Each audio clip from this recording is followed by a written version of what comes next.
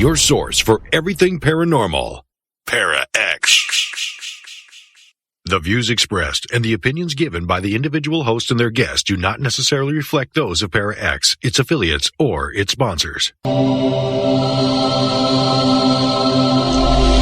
meet and merry part, bright the cheeks and warm the heart. For tread the circle thrice about, to keep unwelcome spirits out. Bide within the law you must, in perfect love and perfect trust.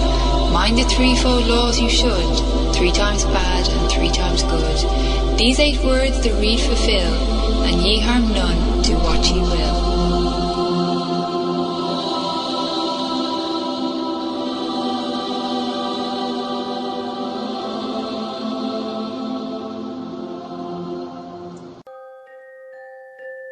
Welcome to Stirring the Cauldron on the Para X Radio Network. And now, here's your host, Marla Brooks. Hey, Merry meet everybody, and welcome to another hour of Cauldron Stirring. Now, tonight we're going to be talking with Salicrow. She's the author of a new book called Spirit Speaker. She's a psychic medium, who worked for over 30 years as a seer. Her passion for the psychic arts has led her to become an intuitive healer, an educator, and author. She's a compassionate and dedicated healer who helps connect us with our own spirit, as well as those of our beloved dead and sacred planet. Questions and comments, as you guys know, are always welcome. And if you're in the chat, ParaX chat room, that is, you can send me a private message. And if you're not here but would like to be here, come over to paraxradionetwork.com. Hi, Sally, and thanks for coming back for another visit. Thanks for having me, Marla. I'm glad to be here and talking about Spirit Speaker. Yes, it's a medium's guide to death and dying and what happens after death. And in the book, you answer most of the questions that people are asking you all the time. And I think, fear of the unknown is the greatest fear to overcome. And the notion that we will all face death, whether it be with a loved one or one day us, it's the 5 W's, the who, what, where, when, and why that makes it even worse. But some people might think that this book is a book of sorrow and mourning, but it's actually a book of hope and healing, isn't it? It is. I have a very close and personal relationship with the spirit world, and I think that when we can find our way to that place, having more of an understanding of what happens after death and how spirits communicate with us, or even having our own experiences personally or through a medium, that we begin to find that we can develop a living relationship with our beloved dead. Well, the book covers a whole bunch of different things like ancestors and guides, time, space, and perception, sitting with the dead, dying, death, the spirit world, and healing the dead. And, we're going to try and beat the clock here and cover about at least something from each chapter. And I would like to start off with signs and signals, because in the book you say that spirits are always trying to communicate with us, but I've heard so many times about people who've lost loved ones, and they say they never, ever get any signs or any kind of communication attempts. What are we missing? So, first of all, I tell people that spirit communication, while we all have the ability to perceive our dead or to receive messages from our dead, that doesn't mean that we're all going to have the same level of ability. It's kind of like art. We can all do art, but not all of us are going to have the skill or the talent to become artists, which means that spirit communication is not something that's an equal allotment for all people. And the symbols that people often receive are often overlooked because we have a lot of self-doubt around this. So I tell people that if they take out the words maybe, kind of, and think so, out of some of the experiences that they have, they would start having more experiences with spirit, because it's their own walls of doubt that come from, religious dogma and fear from, whatever. And sorrow, sorrow can be a great blocker to our ability to perceive the messages from our loved one, because it can harden our aura and our perception. Is there, some people, you're true. When you say that, people get blocked on their self-gaze, so they don't have self-confidence. But sometimes the signs are very subtle. And, maybe you think, okay, so my great-grandfather was known for smoking cigars, so I'm going to smell cigars and they'll know it's him. But he might come in a different way, so maybe those preconceived notions are getting in the way too, maybe. It's true. And it's also, the preconceived notions is something I talk about a lot. Like, you can't hold out for that one special sign that your mom was going to give you a rose every time that she was around you in some way. And then you're ignoring all of the dimes you find, or how, you feel her with you when a song comes on the radio that was special to her. The other thing to know is that spirit communication isn't all equal on the side of spirit either. There are spirits who are excellent communicators. There are also spirits that are hard to communicate with. That's why if you ever watch a medium performing, they will get really deep and detailed messages for one person, and the next person they might get, clear messages, but they're not as intricate. And it has to do with the spirit's ability to communicate as well.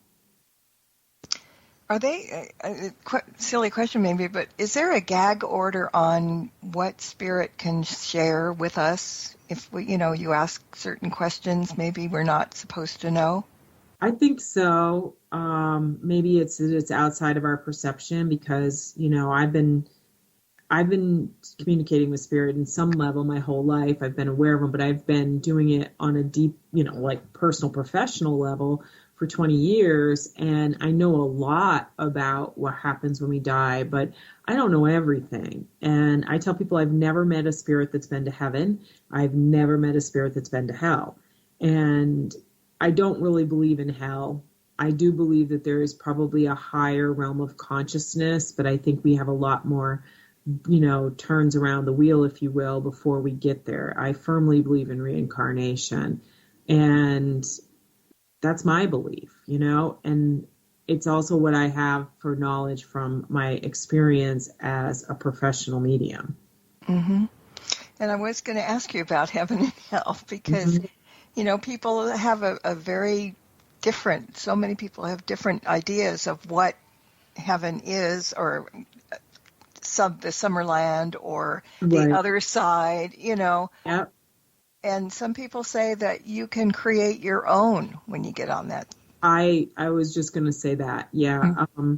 One of the things that I experience is that some spirits are really attached to certain places, not just like in a physical haunting kind of way, but like when you communicate with them, they're always in their office, and you can see, as a medium, you're brought into their space. They have this, but then there's other spirits who don't like to be in physical form much at all. They're moving through their memories, or that they feel comfortable slipping more into the collective consciousness, if you will.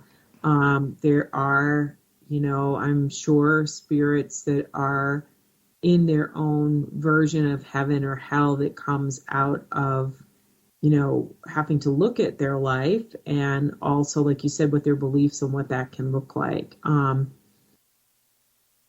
It's kind of like people who do journey work or enter the astral realm regularly, whether through lucid dreaming or through, doing guided meditation journey work of any kind. In some ways, some of us have very vivid experiences there, and some of us have just a feeling of calm and peace and not much of a, descriptive experience. So we'll get what we think we're going to get, that We all have to review our life. We all have to spend time looking over our life and how, the different actions we took in our life and how they affected ourselves and other people. Particularly I think of it like looking at where something went wrong. So that, because it's kind of like, well, where did we make a mistake in this? Where did we actually gain most of our damage? Or where did we really make the right choice? Being able to look at those from both sides, being able to perceive it and see how much everybody really cares about us, feels about us, all of those kind of things. And some of us are open-minded more than other people. I mean, some people think they're open-minded, but they've got blinders on at the same time. Yeah. And then other people are just going to take anything that comes just because they can, So that, I guess, makes a difference, too. Well, I also find that a person who's highly spiritual, usually no matter what it is in some ways, like I've communicated with many, many, like Catholic grandmothers, and that might seem surprising. I mean, I live in an area where there's a lot of French Canadians and a lot of people who are Catholic, but there's a lot of, really religious grandmas who, did the rosary all the time and went to mass and all that kind of stuff. And it can be surprising to some people that they could be so easily communicated with. And I'm like, but no, really, they absolutely believed in an afterlife. Mm-hmm. And they also believed in communicating with spirit. They might have been praying to saints and, things like that, but they already were opening that vessel for themselves in a form. Yeah. I mean, there are people that don't want to do this. They don't want to contact anybody. They just want to keep living their life and, seeing what's going to happen later on. And some people get adventurous and say, okay, bring it on, Right. And that makes it good. Now, as far as connecting with them, you've talked about ancestor altars, and I've talked about that on my show several times. Do homes with ancestor altars make it easier to communicate with those on the other side, or easier for people to see the signs? I think that an ancestor altar works like a tombstone or a gravestone. Like, we think of going to the graveyard. When we go into that space, we set aside sacred time to be with our beloved dead. We are making a purposeful effort to focus on that connection. And when we put an ancestor altar up in our house, we start interacting with it regularly, and we start making that understanding of talking to that person easier for ourselves, and that helps us to relax a little bit more, and it does make it easier for us to start seeing the signs more. And you can tell stories about your beloved dead.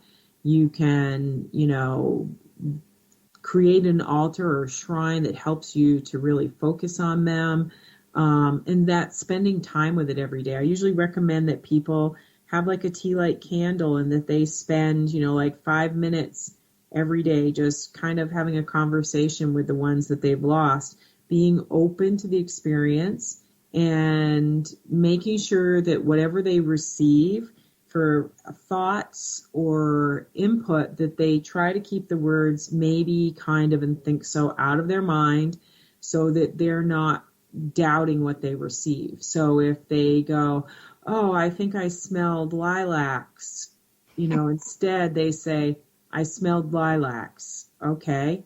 So as soon as I take the word think out of it, I'm stopping the doubt. And when I do that, I'm going to feel whether it's true or not. So one of the things that I tell my students is, I'm like, okay, if you say, I saw something out of the corner of my eye, or I think I saw my grandmother out of the corner of my eye, you immediately are telling yourself that you don't believe yourself.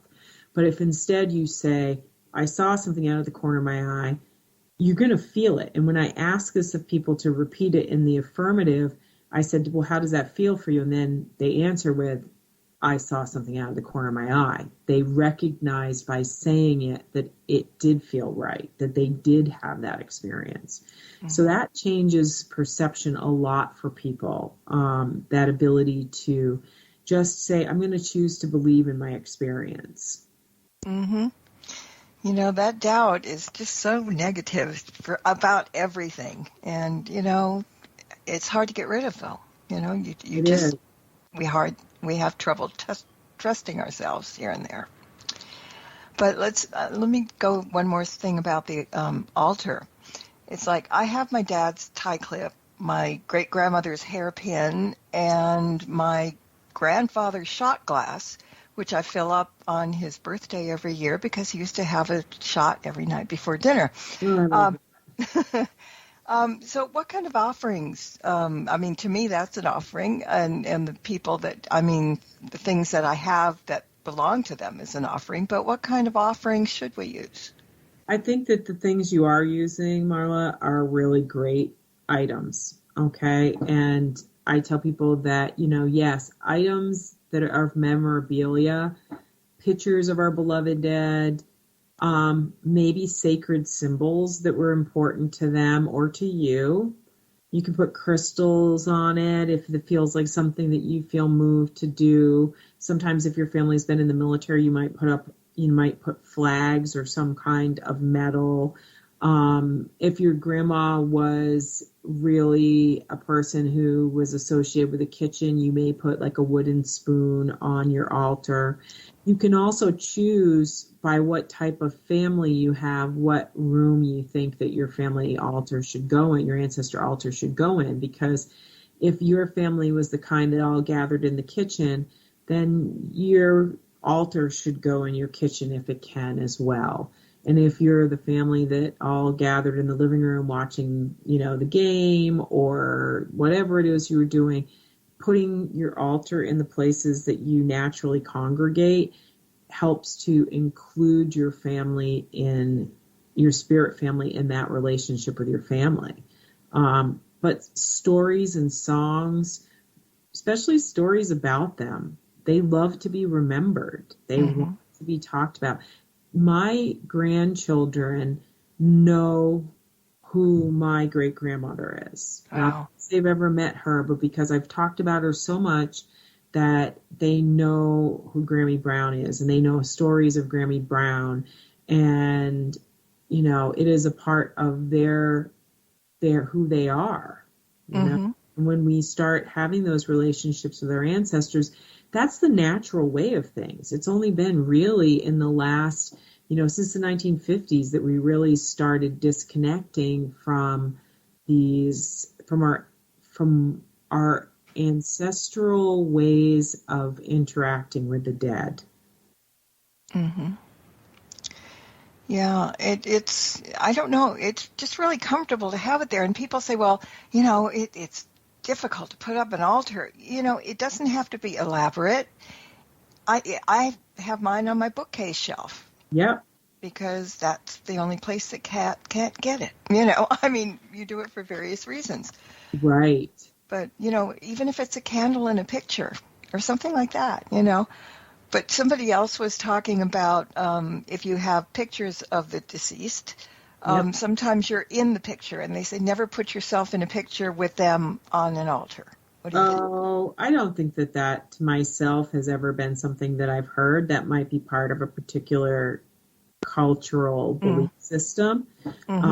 You know, I don't ever say that somebody is really wrong, because there might be something that makes sense to their personal belief system, but I think it's fine to have a picture of yourself. But there's a couple different ways that you can have the ancestor altar. One is a shrine that is dedicated to a particular person. You know, that's usually something that we do when we're deeply in grieving. You know, if we've lost our partner or a child, or that our parent and it was really still in that raw stage. And then there is the bigger ancestor altar that, you know, could include the one that you're deeply grieving, but they but can have a lot more people stuff like what you have, Marla, where you have, the tie clip and the hairpins. These are multiple ancestors that you're honoring. Yeah. I think that it's all a matter of choice on whether you want to have your picture with the person that you love. Some people really want that because it helps them to remember the relationship they had. Mm-hmm. I don't think there's a right way or a wrong way to do it when it comes to your own personal altars. Yeah, well, I got lucky because I got things on both sides of the family. Yeah. So nobody's left out. And aunts and uncles and stuff. So everybody's happy. Otherwise, somebody's going to smack me up the head if I There you go. You're getting the reminders. Mm-hmm. Yeah. All right, I'm going to jump into another question. I've been hearing people say that once you cross over, we don't think that we're living in the same consciousness. So we don't really care much what comes on down to earth. And we revert to our spiritual selves. I'm not sure that's true. What do you think? Well, I think that when we die, we become all that we are. So I think we do become our higher self, which I believe that we're multiple, that I personally believe more in parallel lives than past lives. And, I think that when we are in a physical form, we are in linear time in which we're 4 before we're 40. When we are outside of physical form, I think it's more like how quantum physics thinks about it, about these multiple things happening at once or simultaneously. So when we die, we are connected to all that we are, all of those incarnations of self. And we have this, bigger, consciousness. But I think that we also, many of us, not all of us, but many of us do still have a really strong connection to our lives. And usually that is, for as long as we're needed or as long as we need to be there, like how do we need to be watching? My great-grandmother, who died when I was 12, is still very much an active spirit. Not as much as she was, at other points, but she's still she's still doing stuff. She's still connected, even though she's been dead for, 40 years. So I think it really is something that, it's more complex. Mm-hmm.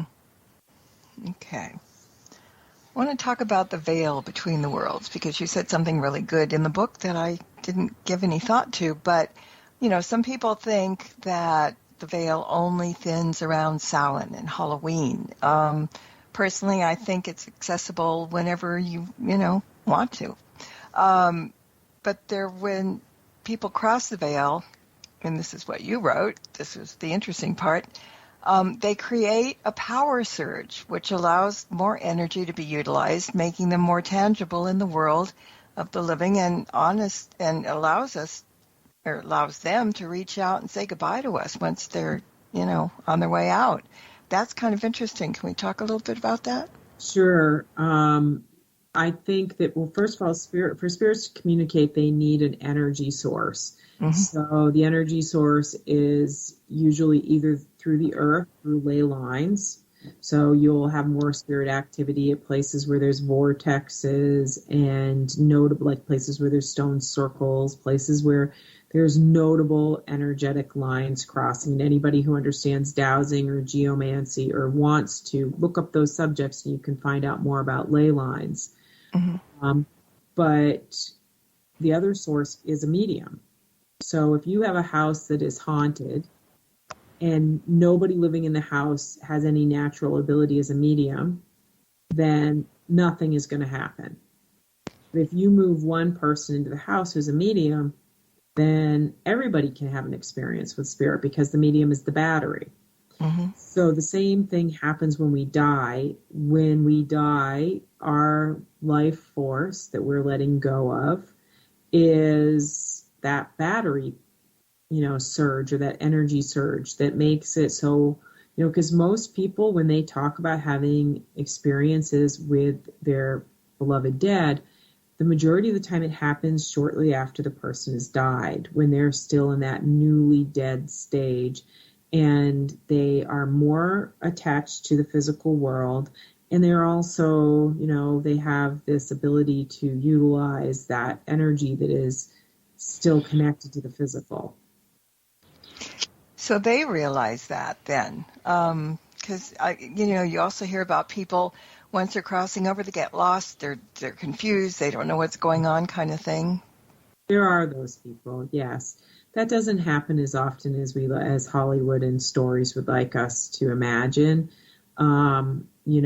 I think it does happen more often if there is maybe a mental illness or mental distress at the time of passing. That can cause it more, because there can be some confusion.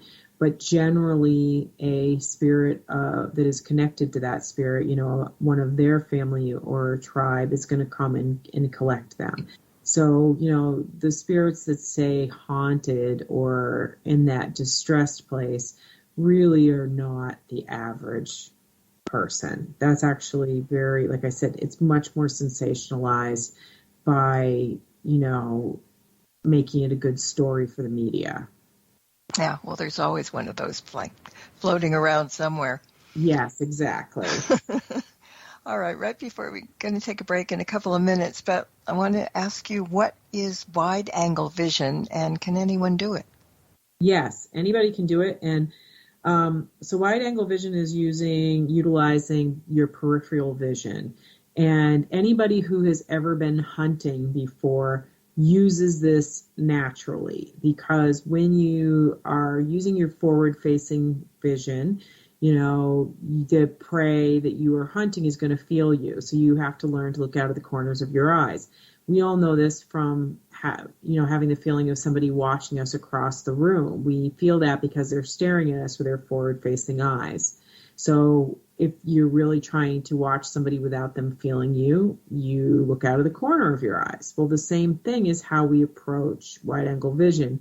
You can look at it like if you've ever done those, the art in the 90s where you look at one picture, the magic eye pictures or something, where you look at a picture and then another one pops out of it, like three-dimensionally. Mm-hmm. It's the same kind of vision where you're kind of looking down your nose and making your eyes, you're paying attention to that peripheral. You're not getting as much, it's almost like a little fuzzier, because you're not getting as much, deep, personal like details that way. But what happens is that with spirit, we often, because it's like another dimension is a good way of looking at it, we often look through it. And so when we're trying to that's why we see things most often. People will say, I saw something out of the corner of my eye and I turned to look and it was gone. It's like, well, that's because you turned to look and you look directly through it, because you're using the wrong vision. Mm-hmm. Okay, that makes sense. Because, when we're seeing it and saying, like you said, ooh, we saw this white thing pass us on the side of our eyes. So we're doing it. Yes. So all of us do it naturally, but the thing that we want to do is we want to develop the ability to resist turning to look when we do have those moments. And if we learn, like anybody who does yoga also has learned how to use a drishti or a focal point. You're softening your vision when you do that. That's kind of the same thing. And so there's a lot of ways of doing it, but just try it. You can do this. It's about really focusing on the peripheral.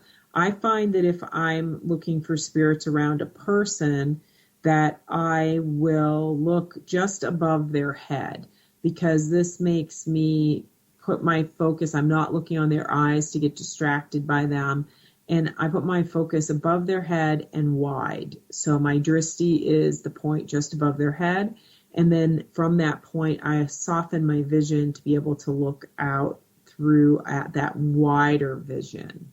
Mm-hmm.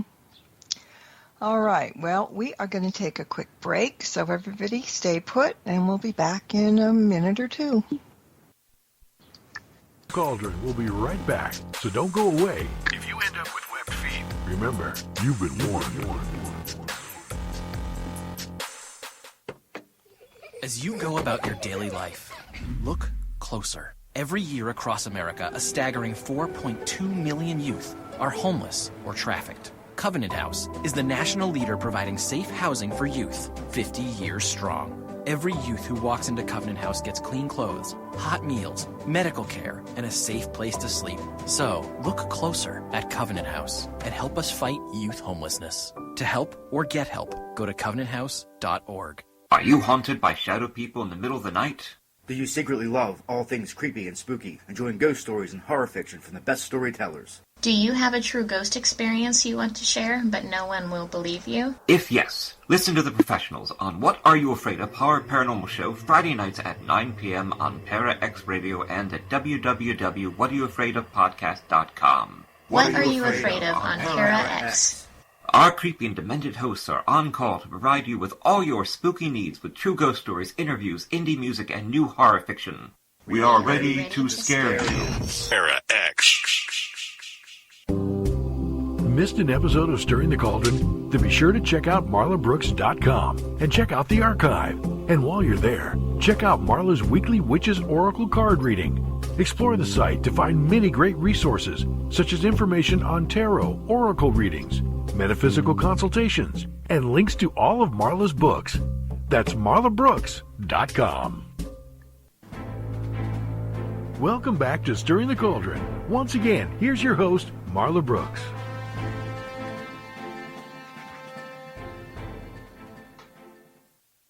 And my guest tonight is Salicrow, and we're talking about her new book, Spirit Speaker. And I'm going to jump right back in because it always seems like the last half hour of the show goes faster than the first half hour, which goes pretty quick too. Okay, in the chapter talking about sitting with death, you speak about a place called the Gray. What is the Gray? So the gray is a term that Spirit gave to me to refer to that space in which we are actively dying, that we can't get better. And it's also sometimes people are in that, when they are in that confused state where you said we're talking about earlier, when they cross over and they haven't quite adjusted to being dead yet, they could still be in the gray. But the gray is that stage. I think of it a lot like the other opposite end of the circle from pregnancy. You know, when a person is pregnant and their belly grows, the family and the community realizes that a new person is about to be born and allows them to kind of come close for that experience, if you will.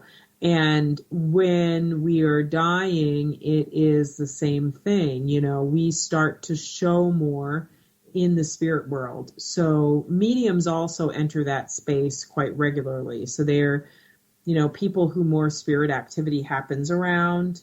It is a space where when somebody is in the gray, your loved one might be if they're someone you know is dying, they might start talking more about loved ones they have that have crossed over, talking about them as they've seen them in the room with them, and they really have, because it's also the people who take care of people who are actively dying, who are in the gray, are also more likely to have spirit experiences during that time, because that person who is dying, you know, becomes more open and in many ways more of a conduit, like a medium. Okay. So, you know, somebody would think that maybe the gray was limbo or something, but it's... It kind of is. It's kind of, but it's not the limbo of after being passed over. It's more that limbo of dying. You know, when a spirit tells me that somebody who's living is in the gray, it usually means that they have about a year to live. If they have less than that, the spirit who I'm talking to will usually say, you know, give me an idea of what they think. Now, this does not mean that all spirits are psychic. What it means is that just like we can say, well, they look like they're 6 months pregnant, so I'd say they got a couple more months left. You know, it's the same kind of concept They're able to judge it. Sometimes people go beyond the year marker, but if they do, it's usually because they're afraid of dying, and it's not usually easy. Mm-hmm. Well, I think everybody is afraid of it, but some people, well, there are people that are ready to go. You know, that's not rare. You know, you get to a certain age or you get to a certain place in your life and you're ready to go. And so I like that too. And, you know, it's mostly people, they want to see their families that are on the other side. They want to talk to God, you know, I mean, depending on, you know, the religion. They're tired. Yeah. And so, you know, a lot of reasons. And I also think that not everybody is afraid of dying. I think that modern culture has made us afraid of dying because we've taken death and we've made it this foreign thing. You know, it happens behind closed doors. And to be quite honest, I think that we're people who are spiritually starving, you know, that we no longer follow mass religions, at least not the majority of us. That's really losing its popularity. And that is good in some ways, but in the other ways, there's a lot of people who, because they didn't have like an assigned religion at birth, they don't know where to start. They don't know how to have a spiritual connection. And so they don't have any, you know, any understanding of life or death put into a framework for them. And so there's pros and cons to that. I think the fear comes out of that. well, yeah. And the other fear, I think, is it's not dying, it's how we're dying and when. That, I think, is the scariest part of all, isn't it? It is. I've been telling people that, you know, there's ways that we can educate ourselves, that we can become more comfortable with what death could look like for us, or to even be really active in our dying, you know, so consciously entering into our death. There's a lot of programs out there now for death doulas. I recommend stardustmeadows.com, which is out of Vermont, but they do a 13-week death doula program. And I do this, I'm a speaker at the end of the program in the last week. So they actually approach it from a spiritual level as well. But it's all about helping people maybe to get over some of that fear, either of the loved one dying or of them dying. It's, you know, I think a lot of this is that we have to, if we build a relationship with our beloved dead, a lot of the fear is taken away from us. And yes, nobody wants to suffer at the end of life. And, you know, there are people who come to their death with a lot of hardship. But when we're comfortable with it, it makes it so that, you know, I've communicated with spirits who were well adjusted even when they had really terrible deaths. And it's because in some part of themselves, they had already like accepted that that was part of life. Yeah. Sorry. You know, we were just talking a little bit a while ago about a greeter. Somebody's always going to be there to greet you on the other side. But you've assisted many people who were on their deathbed. Yes. First of all, is it always somebody that we know? And if it is, how do they know we're coming? Well, again, they know we're coming because of that gray. We start showing up more to our spirits. And usually there is a, you know, matriarch or patriarch of a family that is going to greet us, as well as, you know, if your husband died before you, then they'd probably be there. Children that die before you will probably be there. But there's usually also like a family member who that's kind of their job. So, you know, even if you're a person who, you know, is afraid to die because you feel like you've had a really lonely life, or maybe you don't think that somebody's going to be there for you, somebody is. It might be a great grandmother who you never knew, but still cares about all of the souls that are part of their family and tribe. But there will be somebody who is there to greet you and to help you adjust. Even when you go to your grave with a lot of regrets. You know, you're not beyond having somebody help you to look at that. Mm-hmm. And, you know, there was somebody I knew a long time ago who despised his mother. And he kept saying, you know, when I die, I never want to see that woman, ever, ever, ever. But it isn't up to him who shows up, is he? Is it? Well, you're not going to be greeted by somebody who abused you. You know, you might at some point have contact with that spirit, but that's not going to be who comes to greet you. You know, there's going to be it's going to be more of a greeting that is there some comfort in it. And there are spirits who don't want to have to be connected to each other after death. Mm-hmm. We still have free will. We still have the ability, but our emotions get turned down when we die. So we're able to rationalize things easier. You know, I like to talk about that a lot because if we imagine our emotions on a volume dial, you know, that's, you know, on a stereo 0 to 10, that most people go through life with their emotions set at about a 3 or a 4. Mm-hmm. And when somebody has like mental illness, depression, anxiety, addiction, that their emotions can be as high as like an 8 or a 9. Mm-hmm. When we die, our emotions are turned down to be about a 2, which means that we are more able to process through things in our life, even when they're hard, because it becomes more like watching something on television. You know, you still have an emotional response to watching something sad or painful or violent on television, but you don't have the same experience you do as if you are in it. And when we have that volume dial set at like an 8 or a 9, it's like we're in our memories. And, you know, most people who have even done bad things, if we look back through the story, there is trauma in their past. There is something. Very few people just come in who are really broken and evil, if you will. Mm-hmm. Most people who do bad things have a story that involves bad things being done to them. So they're put into timeout where they have to, you know, process through these things. And they might have to stay there longer if they have, you know, a harder story. Mm-hmm. But, you know, it's not punishment. And we're not going to have our abusers be the ones that come and greet us. Good. All right. So what are energetic locks?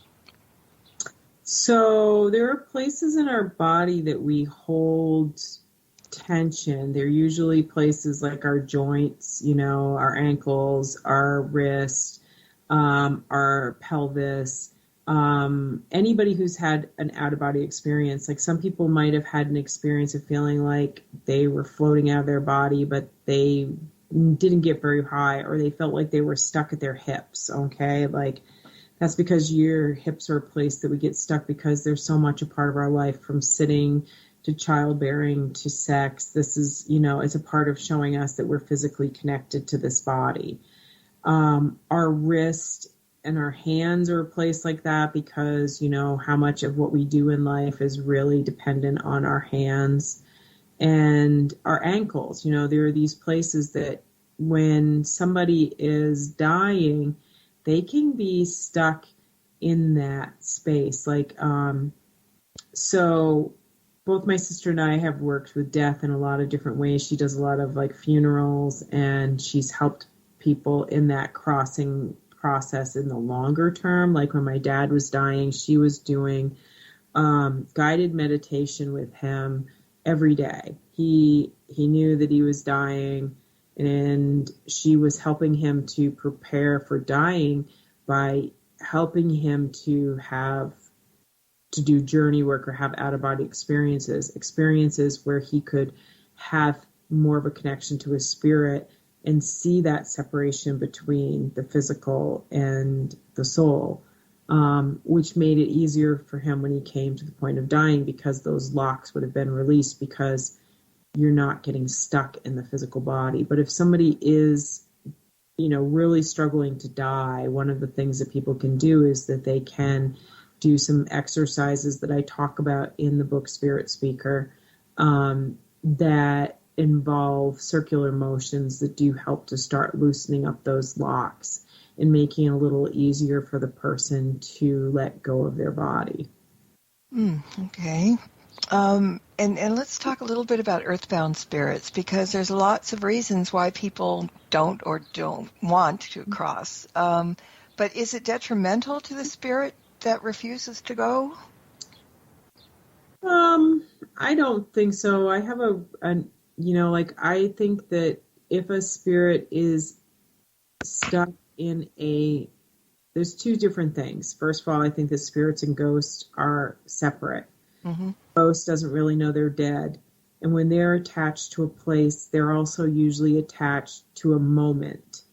And so that means that they're probably in a painful place that keeps repeating. And in that case, I feel like it is detrimental to that spirit's soul. That's why I tell people, I'm not the kind of medium who you'd ever see doing a haunted house tour. And not because I'm judging those people, but because I'm a healer, and I would be thinking those souls need to be crossed over if they're in pain. Okay? Mm-hmm. A spirit knows they're dead, but they may still choose to hang out at a certain place because they're more, like you said, an earthbound spirit. They might feel like they don't want to let go yet. They want to stay in a particular place.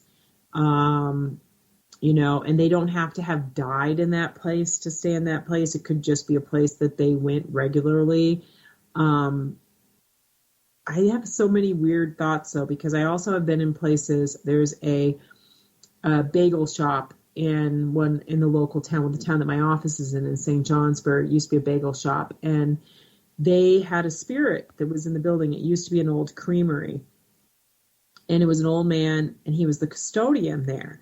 And I want to say that I think that was more of like a time loop space, because he could hear them. What people usually experienced from him was they'd be in the back bathroom or something, and they'd make a noise themselves, and then they would hear someone say, hello? Like he was responding to them, thinking, oh my God, I just heard something. So they called me, and I did a spirit gallery there, and he was the janitor. And so there's so many different ways that spirits can be attached. I mean, I think that goes back to the thing that we have to think about time and space differently when we're dead, that there's not just this black and white. There's so many ways that spirits activity can be happening. Mm-hmm. Yeah. And, again, there's so many reasons that people might not want to. I mean, exactly. Religious people think they were maybe bad in this lifetime and they're going to hell, so they're not going anywhere. Right. And I hope for the rapture, that their soul believed that was what was going to happen, that they would stay, earthbound until they were called up by God. There's also, I think that when we look at, for example, a battleground, I don't believe that all those souls are stuck there. When people see all those orbs there, I think that's more of one of those memory loops. I don't think that hundreds of people's souls are stuck on the fields of Gettysburg. I think the land itself is scarred, and it creates a memory loop, which means that, yes, we're experiencing the spirits there, but those souls aren't stuck there. Mm-hmm. Yeah, and I mean, they have free will. Everybody does, right? They could move if they want to, I guess. There's the age-old question that I hear people ask. Will we be able to see our loved ones when we cross over? And, yeah, well, you already answered the other part about not being seeing people that they don't like. But, there are people that, are kind of worried that they won't see their families, their loved ones and stuff. I think that we all will be reconnected. I believe that my form of reincarnation that I have experienced with the dead is one that, the Celtic people have a tendency to describe reincarnation, that we connect with our soul families. And what that means is that when we die, we kind of pool up over there and wait for the people who are important for us to cross before we start crossing back over again. So instead of thinking that we have a soul mate, we actually have soul mates. That's why we have so many friends and stuff that come into our lives who we feel like, oh my God, I feel like I've known you forever. It's like, yeah, because you have. And that soul family is not always, it's more like a tribe or a clan than it is a family, because it's not like it's all biological relatives, but it's saying that we do wait for the people that are important for us. We want to have that reconnection before we, choose different ways to come back into each other's lives. We don't always come back as, I'm always your mother and you're always my child. Sometimes you're my parent, or sometimes we're friends, or sometimes we're lovers. We are playing out this game in so many different ways. Mm-hmm. And, I was talking to a friend one time, and they were wondering, because they were a really close-knit family, and they said when they go over to the other side, they want to hug their loved ones. Yeah. Is there such a thing as a hug? Or I think so. I definitely think so. I think that it may be a feeling that's different, but it's definitely that connection. And I've had experiences where I have felt my beloved dead, both my father and my grandmother, hug me when I was doing spirit work, where I was, doing journey work. And that hasn't happened very often, where it felt like a tangible thing.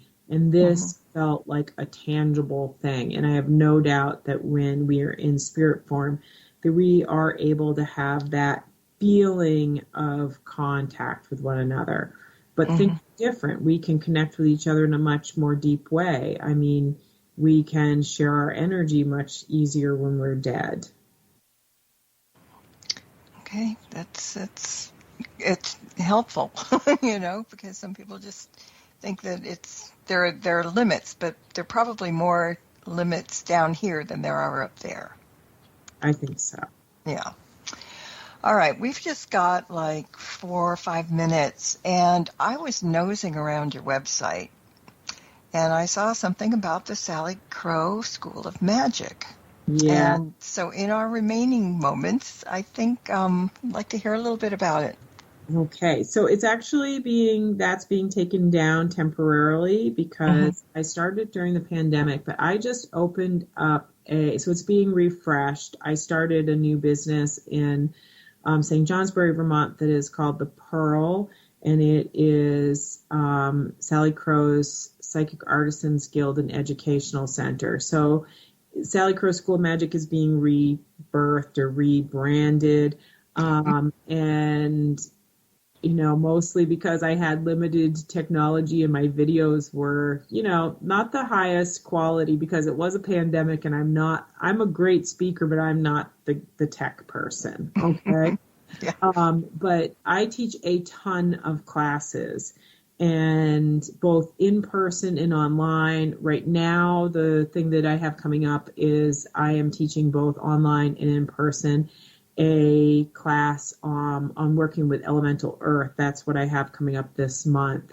And you can find that by going to my website. And like I said, the School of Magic is being rebirthed, so it's probably going to be closer to the end of the year before it's got a new website and everything, because I've learned that not everybody works at the same squirrel speed as me. So when you're waiting on other pieces to be put in place, you have to be a little patient. But there are still plenty of opportunities for people to learn with me. The School of Magic, though, is mostly recorded information, so people can learn at their own pace. And that will be available again. It's just I have to do a bunch of shuffling at the moment. So with your new venture, how often do you change this subject, what you're teaching? A monthly, weekly? I'm not the only teacher. I have apprentices who teach classes. I just got done teaching a 5-part series on moon magic. I teach right now. I do a monthly offering on working with a different element. So we did air last month, and this month we're doing earth. For the people who are doing it online, I do it through Zoom, and And then I will be doing one element per month coming up. But I'm also teaching a spirit communication class. Right now, there's so much happening, and I'm just telling people to be patient because everything's getting, when you kind of like are rebranding, I'm separating out my educational piece because I'm bringing other people into it from just my psychic readings, which is a different part of my services. It's just me. You've got a lot of services there. I'm a busy gal. Yes, you are. And you have a website that can keep people busy for a while if they go over there. So where is it? It's salicrow.com, SALICROW.com. Yeah, I have a lot going on there. You can find, I have been a blogger forever, so there's lots of free information on my page. I have all sorts of different offerings. I do psychic readings, spirit communication, past life readings, intuitive healing work. I teach, and and the links will be going up for this soon because, like I said, everything's like been getting updates. But I also am involved in the jewelry line. I have an elemental magic jewelry line created by Alex Lozier Jewelry. And we're working on a second one to go with the spirit speaker. So really good, cool talisman, strongly infused magic items. So yes, I am I have a very creative mind. And when do you sleep? I sleep very easily, actually. That's one of the benefits I have. I'm the type of person who, when I close my eyes, I fall asleep, and wow, I'm lucky in that way. But I probably sleep like 5 or 6 hours a night. I just have always been this way. I tell people that my dark totem or my dark spirit animal is a squirrel on crack. That works. It does, except for, when I start getting squirrely, I have the people in my life going like, okay, Sally, that's too many projects. Slow down. Yeah, huh? Well, at least you have that, I do. Yeah, very good. All right. Well, thank you for your wisdom tonight and sharing the book. And hopefully, you'll come back again sometime down the line. All right. Well, thank you. I realized this was my second chat with you, and I think that's great. So have a great night, Marla. You too, and thank you all for listening in as well. And until next time, everybody, blessed be and merry. Thank you for tuning in to this episode of Stirring the Cauldron with Marla Brooks. Please join us again next week at the same time for another great guest and more cauldron stirring. Any rebroadcast or other use of this program without explicit permission is strictly prohibited. Copyright 2024. The Mysterioso March by Kevin MacLeod is licensed through Incompetech.com.